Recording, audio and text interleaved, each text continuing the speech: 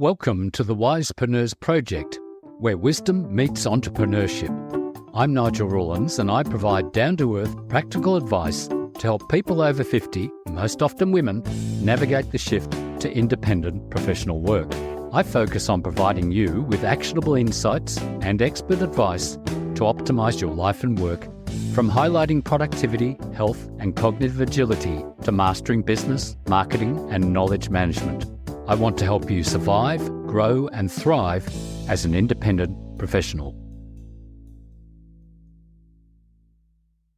In this episode, Marleen Deleu, the co-founder of Nextconomy, an online knowledge platform focused on the evolving world of work, shares her insights on the growing freelance economy.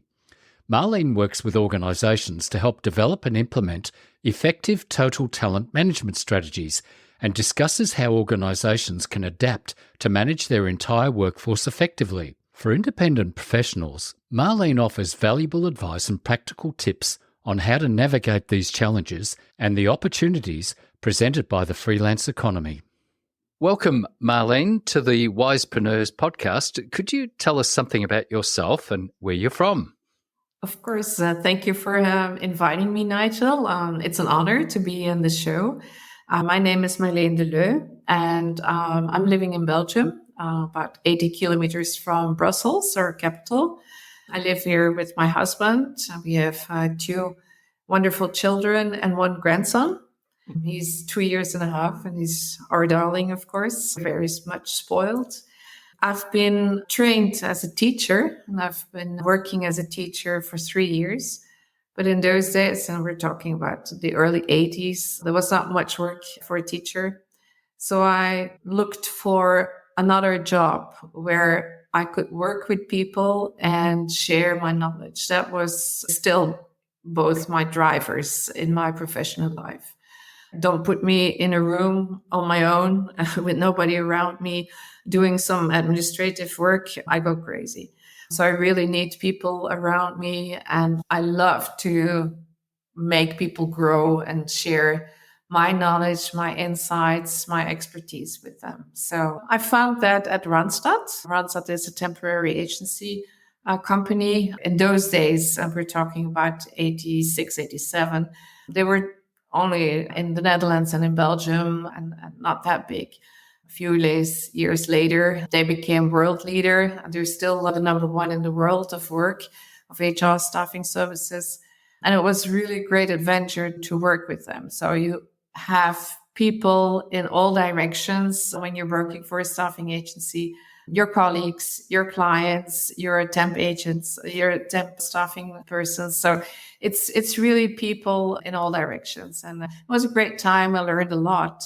I've been working for them for 26 years. And then I decided in 2013 to quit and to start my own company. And I first started as a freelancer to do consultancy work for major companies here in Belgium. And then I met Hugo-Jan Rutz, who's somebody from the Netherlands who already had a knowledge platform, an online knowledge platform on new ways of working, new ways of organizing work. And he was looking for someone in Belgium start the same things, same concept as he had in the Netherlands. And so that was really great. All my expertise from 26 years at Randstad and sharing this knowledge and this insights via an online knowledge platform. I've never had any thought of doing that on my own, but that was like, wow, this is it. And so here we are. Almost 7 years ago, we launched Nextconomy in Belgium.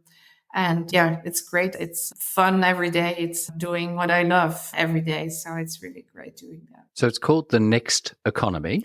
Nextconomy, yes. That's the name of our online knowledge platform. And we share news, insights, best practices on the evolving world of work and especially the world of flexible work. Because you see on one side, individuals looking for new ways of working. They want to become independently take their own career in their hands and be self-guided in that. So a lot of people start working as a freelancer, but they are not well prepared. So we share information on how to become a more professional freelancer. And on the other hand, you have organizations looking for more flexible, more agile ways of organizing work. And so they are looking for freelancers. So it's really yin and yang. They find each other. But also on the organizations, the buyer side, it's very unprofessionally, or it's not well organized. And not to say it's not organized. It's all very organic. And so it's really a mess. And we share insights and best practices in how to organize flexible labor in an organization in a more professional way. That sounds fantastic. Well, let's have a little talk about why are people wanting to become freelancers, and is there a particular pattern or an age group that's doing that? Can you tell us something about that? That's a good question. Why people want to become a freelancer? There's been multiple studies in all countries, and they all have the same result. Most people really want to follow their passion, and they say, this is what I love to do, but my boss or whatever other reason is keeping me from really following my passion and really allowing me to follow my convictions, my belief in an idea. And so they really start out of passion. And that's already where it goes wrong, because starting as a freelancer is also starting in an enterprise. And so you need a business plan, and you really need to think about who's your target audience, how you're going to make money. And so if you start really just following your passion, we see that a lot of people forget to prepare and not start a business and just a hobby, which doesn't bring you a lot of money. Is there a difference? Yes, there is a difference in age group. What we see over the years is that more and more young people are starting as a freelancer. And that's, in the beginning, I was really surprised by that. Certainly for technology, what they learn, what they study in school and university is, of course, the latest developments in technology. And that's where the demand in organizations is. And it's the more senior profiles who lack this knowledge. Certainly for ICT or engineering profiles, it's the youngsters who have the knowledge, and they're in demand in the labor market. So they take hardly any risk if they start as a freelancer instead of starting as on a payroll in an organization. So you see a shift in age. It used to be only the senior profiles, and it's the senior profiles, of course, but it's also very young students, even during their studies, already starting to freelance. I spoke to Matthew Dorling early in the podcast, and they're doing a lot of work in the universities to teach the students how to do freelancing. Absolutely. It's really quite interesting. I know that when I finished my high school, before I did some study, that I had lots of job opportunities, because that was way back in 1974. You could walk into 4 or 5 jobs. They all said, look, just turn up and we'll give you a job. You mentioned ICT and I guess engineering as the talent, but what other talent areas are students who've graduated able to use in freelancing, do you think? Anything. There is no such thing as the freelancer. It's all domains. You see it in marketing, HR, procurement. It's really everything. Copywriters, of course, journalists, they've been there as a freelance base for years already. But all these different jobs are now more and more attractive for people to start freelancing. On the other hand, it's not so that, and certainly not in Belgium, we're a pretty conservative country with a lot of strong social security systems. So people are very well protected, and they have the feeling they lose a lot when they start on an independent base. It's not that everybody is starting to freelance. That's not the case. But it's a growing number. The number of people that start freelancing grows every year between 6 and 9%. So that's quite a large number. Well, one of the things I was thinking there about, say, young students who've just graduated from university coming in, they're not going to have a lot of experience compared to, say, somebody who's worked in the industry for 10 or 15 years. For example, a copywriter or a marketing person. So how do the young ones get the experience, do you think? Well, they can start working as a student, for instance, and they do these side gigs. I see a lot of them also very good in networking and collaborating with other people. There's so much that you need to know with it makes it impossible for a person to know everything. And so you organize your own network and you're looking for people with complementary skills and expertise. And, 1 + 1 is 3.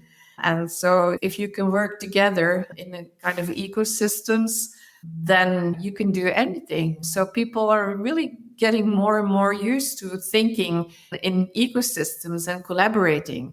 When I was entering the labor market, the others were your competitors and you didn't share anything. And you really have to, or people turn that around. And I think it's a very good evolution. Yeah, you join forces and you enforce each other. You share knowledge, and together you solve problems of your clients. So that's really a great expertise. I have to agree there. I know that when I started out, I actually started out as a teacher for about 16 years before I quit, which was about 25 years ago. But even then, 25 years ago, information was closely guarded. It's very difficult to hear what's going on. And I think that's something, I guess, some of us older people, unless we're in the industry, underestimate how much young people are connecting with each other, obviously, Absolutely. through the internet. And they seem to be doing things. So maybe they're not tied up with maybe the older idea of the economy. So you work in the area of talent. Can you talk to me a bit more about talent in the workforce? I mean, you would have seen a lot over the years. It's my passion and I really love to talk about it. So thank you. Talent is scarce and talent is crucial for organizations. It's a new gold. So it's really important that organizations take better care of their talents, the talent that's already working in their company, but also their future talent. So they need to be much more appealing to attract the best talents that are scarce in the labor market. If they don't have the talent, they really are in trouble. You already see that happening. I don't know about Australia, but here some restaurants can only do one shift in an evening because they lack the people to waiter and to serve or prepare the food. It's really going to a point that there's just not enough hands to do the work. And it's only the beginning, because if you look at the demographic pyramid, we're not there yet. The worst moment is going to be in 2030. So it's getting worse every year. And there's not much happening on behalf of the government, for instance. I think they don't see the issue enough and they're not supporting enough to really solve this issue. But it's also not on the C-level agenda in many organizations. In a month's time, I'm invited for the first time to give a keynote to board members of major companies. But it's the first time that this topic will be on their agenda, which in my opinion is really amazing. It should have been there 10 years ago because it's not new. We already knew this was going to happen. And it's a perfect storm. It's demographics, but it's also technology, always new technology. And you cannot train enough people to follow all these evolutions in technology. So you knew already 10 years ago that the gap would be growing and growing, increasing every time again. So, yeah, it's so stupid that they didn't anticipate enough. But okay, here we are now. So what can you do? Well, what you should do is look at all the talent that is available. And there's, again, on the side of organizations, they're still ignoring the fact that not everybody who is working for the organization is on their payroll. There's much more people working for an organization than those who are on the payroll. Yet they don't have an overview of the people that are not on the payroll, that are contingent workers. They have no idea who are these people. Do we know these people? Do we need these people? What are we paying them?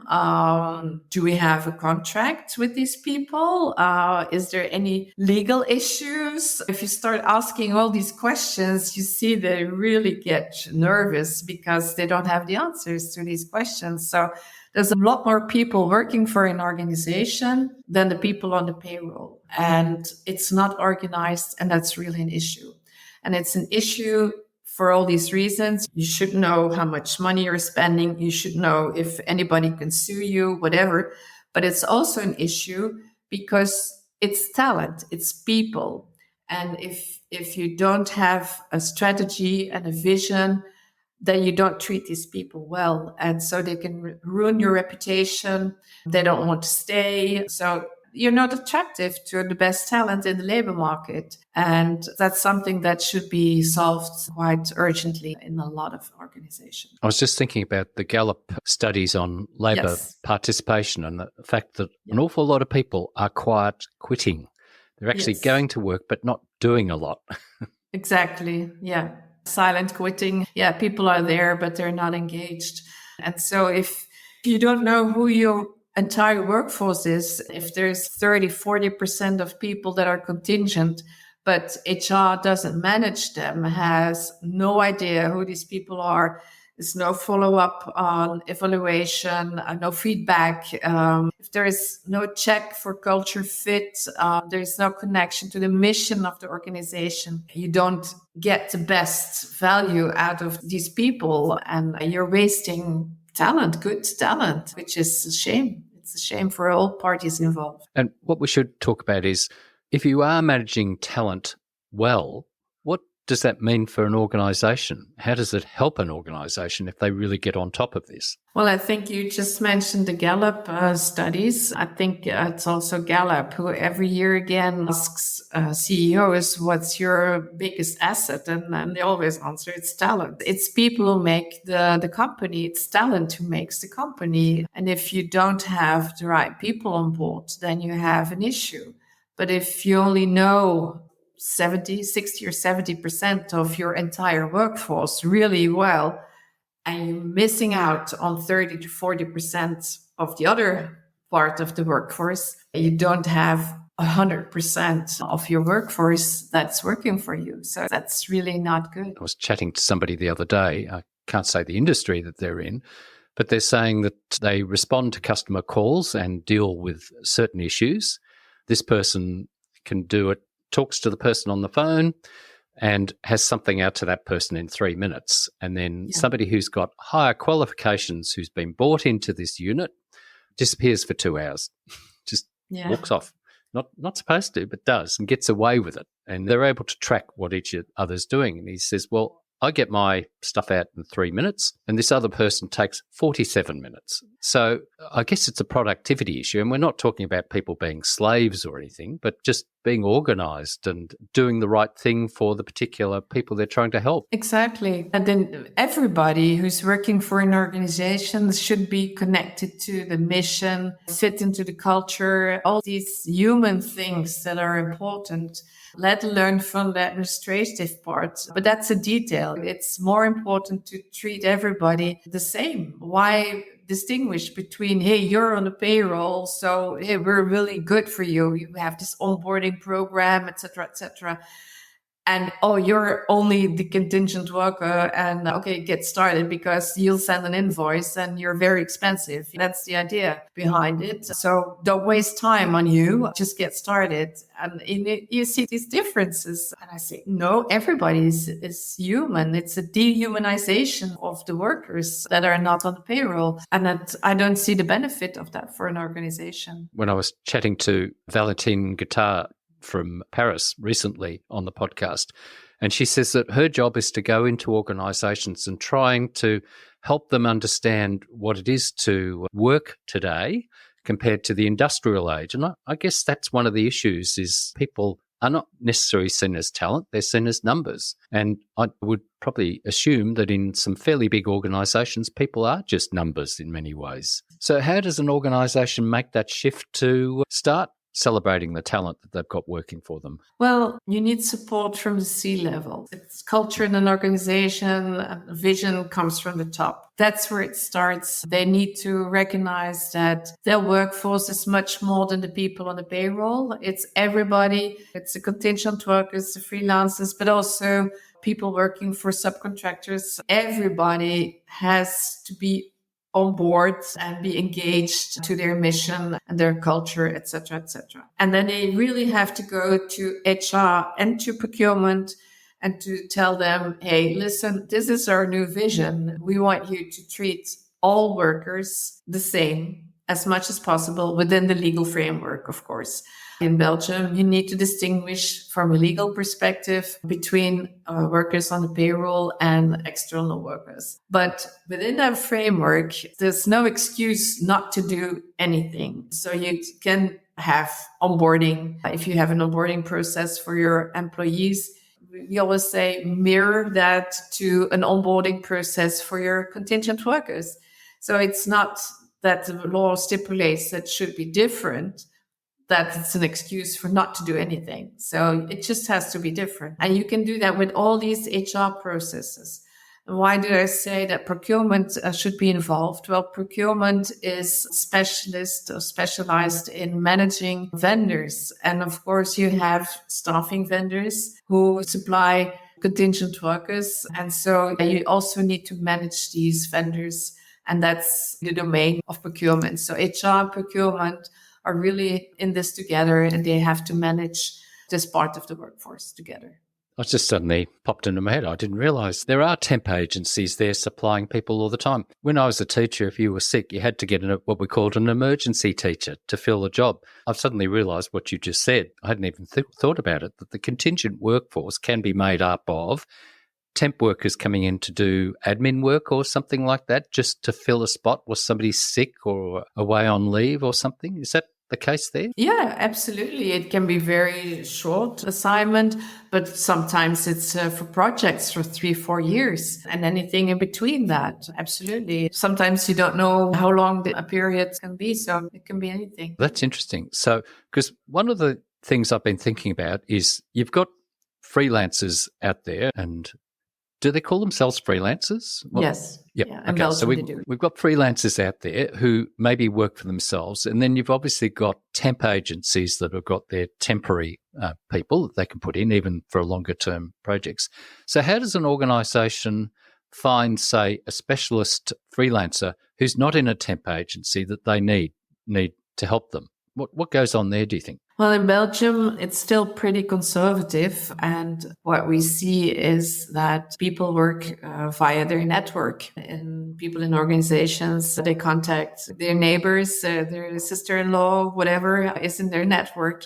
And they say, hey, I'm looking for someone with this and this skills. Do you know anybody? And that's how it works. There's slowly, but certainly a shift towards freelance management systems, so online platforms where they can find freelance talent available. And on the other hand, of course, freelance talent looking for projects. It's still rather new to many organizations, but it's growing fast. So it's platforms. Well, one of the issues there is if talent is scarce and you've got a project that's critical, and we know that if you want to hire somebody, you've got to advertise for the position, you've then got to find them, you've got to interview them, and then that could take a few months. And then to get them up to speed, you're looking at 6 months probably, or even longer to get them into your culture.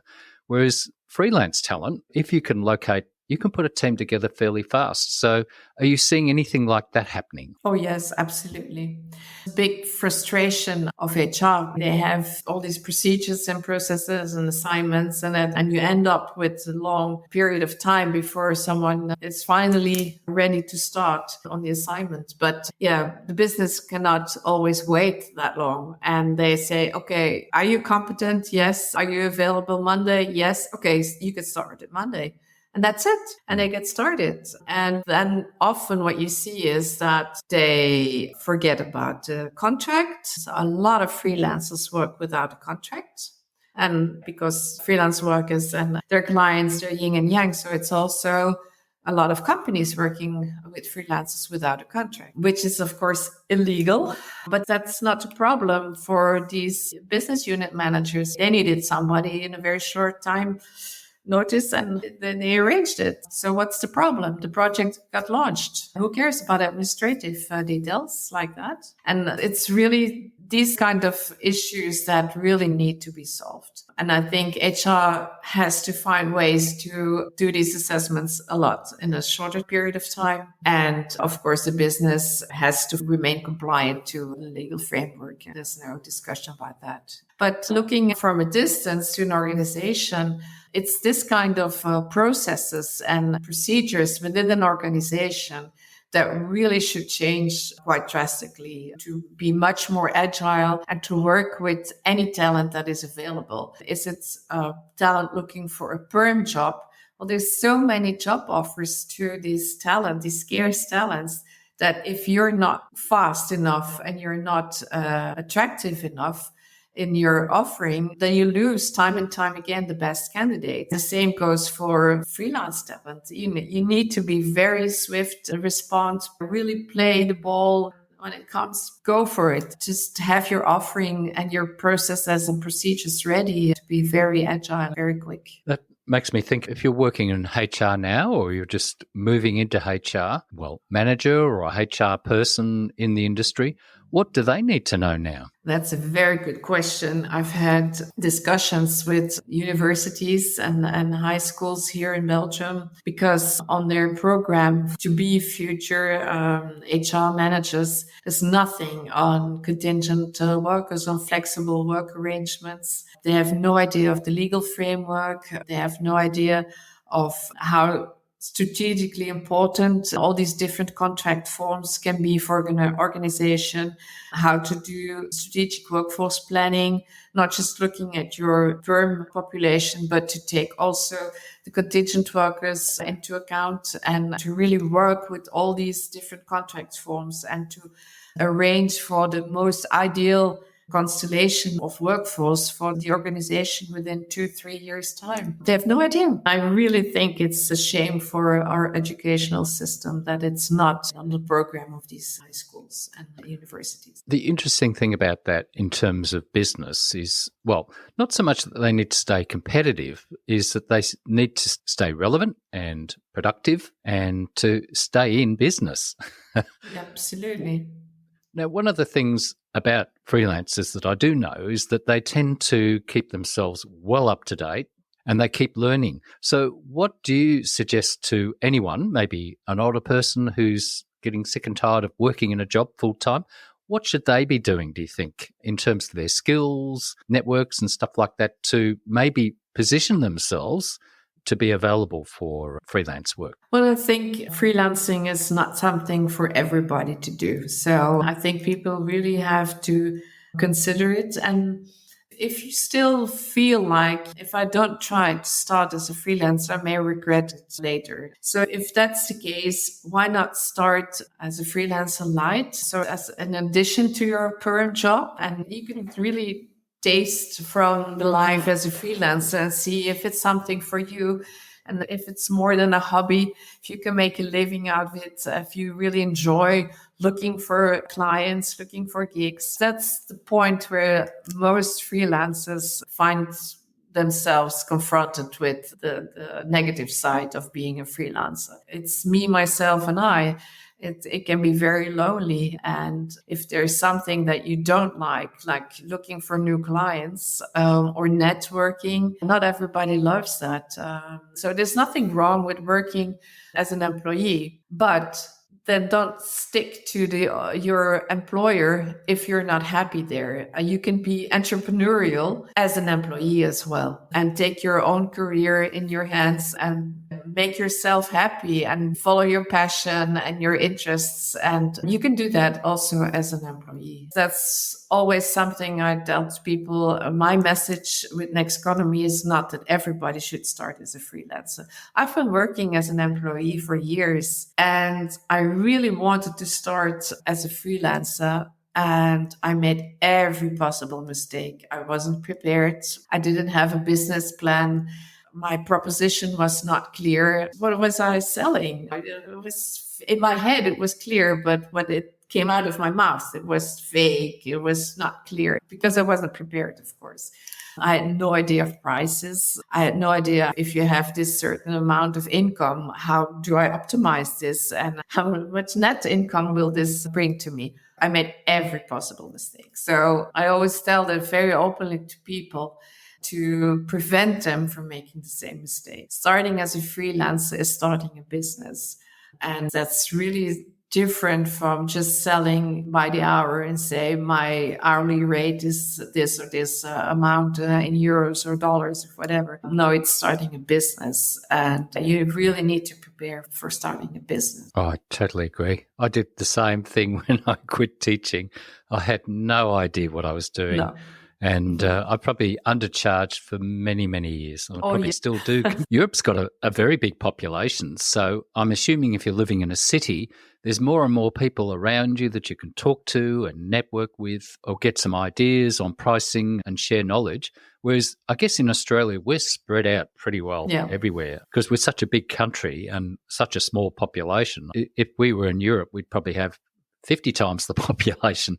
And I guess that's the issue. But whereas in Europe, you've got a good-sized population, you're close to other countries, so a lot of these ideas can spread much faster. What would you suggest to there? What would I suggest to freelancers? Yeah, to freelancers. Are they better off being in a city if they're going to freelance? Unless they've got a talent, they can't necessarily live in the middle of nowhere like sort of I do. I think the pandemic made people here realize that distance is something that's very relative and that technology makes it possible to work from any place and for anybody in the world. And so what you see during the pandemic, a lot of people from Belgium, the Netherlands, and other cold and wet countries, they flew to their beach house in Spain or their parents' house in Greece or whatever, nice sunny country. And they worked from there. So that opened the world for freelancers. And I don't think it makes much difference anymore if you're a freelancer in the heart of Brussels or you're a freelancer in Australia, in a small town with 2,000 inhabitants. You can work from home and work for any company all over the world. NASA, the aerospace company, do crowdsourcing for technological innovations, and they work with people from literally all over the world. So that's great. If you can sit in Australia and say, hey, I'm working for NASA. You don't have to go to Florida anymore to do that. So this technology opens the world for you, literally. So if that's something you like, that's great. You have the world at your feet. Okay, Marleen, what do you think about older women who are talented in their work and maybe a senior manager or something like that? They might actually think about retiring because if they're at that age in Australia, they may have enough savings that at 60 or even 55, if they want to, go out and continue working. Have you got some thoughts on that? Yes, I do. And I really would say just go for it and follow your heart. If you love to be entrepreneurial, that now's the time. You don't risk that much because there is this financial buffer. So there's this financial buffer to that you can afford it to take a risk there, but also you know yourself a lot better than when you were 20, 25. If I look at myself, my husband always kept me from starting my own business during my career as an employee because he had already a business, and he said we don't want to risk both being independent with our children. They have to go to university, all these costs. We have a house, etc., etc. So one of us working as an employee is financially less risky. But the minute our youngest son finished or graduated from a university, he said, you can do whatever you like now. And I quit. It was really, for me, a signal. Okay, I really want to try it. And if it doesn't work, okay, I'll give it 2 or 3 years time and I'll see where it ends. And so now we're 10 years later and I'm still joining myself. And people really told me literally, Marleen, you're crazy. you're crazy. Why are you doing this? Why don't you learn? Why don't you learn to play golf and go play golf every day? The people really said that to me, and I was like, golf, I hate that. It's nothing for me. I don't like. But yeah, it's following my passion, but also I really wanted to prove that I could do it, and I had really had this drive in me. Yeah, I can do this. So just do it and jump. And there's not that much to lose. And even if you fail, if you're not successful, you learn so much. You learn so much. I think it's always a positive experience that enriches you as a person. I totally agree. I think I've failed a lot and made lots of mistakes, but you soon learn if you've got that resilience. And I guess that's one of the issues that I've come across is senior women. They may have been running very important departments and really on the ball, sometimes lack the confidence just to go out for themselves. Have you come across that? Yes, but I've had some inspiring women around me. And like you said, one of them was CEO of a major company leading, I think, 300, 400 people. So very, very successful. And then she retired and she started a new business. And people also said, hey, you're crazy. But she said, no, I'm just too young to do nothing. And I really have this energy in me, this drive. And I really want to become an entrepreneur again. And she's doing great. It's really amazing what she's doing all the time. And she can balance a lot better than I think when she was younger. She takes time off. She has a daughter living in Costa Rica, so she goes to Costa Rica for some time. But she can run her business, and due to technology as well, it's not because you're in Costa Rica that you're not in contact, in touch with your business here. So she really has this balance. So for me, she's an example, and I really feel inspired by some of these women around me who lead the way. So how old is too old, do you think? No, there is no such thing as too old. No, I think it's about passion and energy and having a good backup, because I felt supported by my husband and my family. There's this financial situation that gave me the certainty that, okay, I can try this. There's no harm done if it doesn't work in 2 years' time. So it has to be okay in that way. But make a plan. I didn't make a plan. That was my mistake. Okay. Marleen, how would you like people to contact you? Oh, yes, thank you. On LinkedIn. I think that's the easiest way to get in touch. Just reach out through LinkedIn and take a look at Nextconomy, BE. But unfortunately for you, it's in Dutch and in French on our website, so most information. So that's maybe a bit difficult. But if you want to get in touch with me in person, just reach out via LinkedIn. That's the easiest way. That's fantastic. Well, Marleen, thank you very much for being a guest on the Wisepreneurs podcast. An honor. Thank you, Nigel. Thank you so much. Thank you for listening to the Wisepreneurs podcast.